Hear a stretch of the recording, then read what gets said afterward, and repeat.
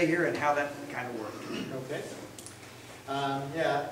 Back in kind of late 2005, ABC was a small but rapidly growing life sciences company. We needed to expand our operations. We needed space. We started looking around where we were going to do that. Our decision was predicated that we had to consider our location for our current staff. Future staff, having a talent pool that would be readily available to us. But at the same time, the cost to build a new facility was a key criteria for our site selection process.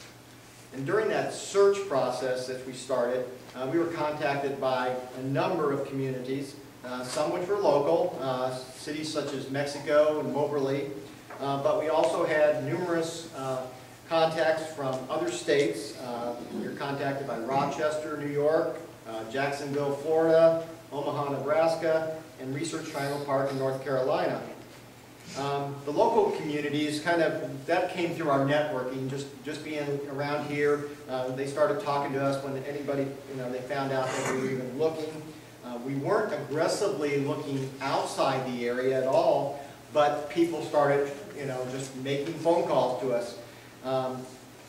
We tended to find out that we were attractive to some of these communities. The communities from outside heard us. Sometimes they would go to a scientific symposia. They would hear about ABC. They would hear about our growth story, and then they would seek us out after that. We even had one community that was aware of us because they had a local economic development person right here in town that moved away, and that person came back to try to cherry pick. So, but in these communities, they offered up a lot of various incentives for us to consider. We saw real and personal property tax exemption. Many of these were up to 100% abatement for periods of 15 to 20 years. We had job creation grants. One case, $100,000 per new scientific job. We had employee training packages, all a variety. We had money put on the table for employee relocation. So if we were going to build a facility in Jacksonville, Florida, they were willing to also spend the money to move our staff.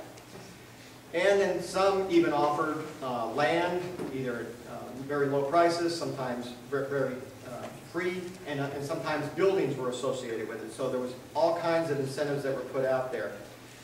From ABC's standpoint, the workforce was our primary driver, and we really wanted to be local. But the state incentives that then were put on the table actually made it possible for us to build here at the time. And just so you know, we had incentive packages, both local and state, that included the Chapter 100, thanks to the County Commission and all the support we got from the community for tax abatement for 10 years. Now, not at the 100% level, it's about 50%, but it was still very helpful. The state came in with the Missouri Build Program, which is providing ABC with about $1.5 million in funds over 15 years. That helps with the building itself, the infrastructure.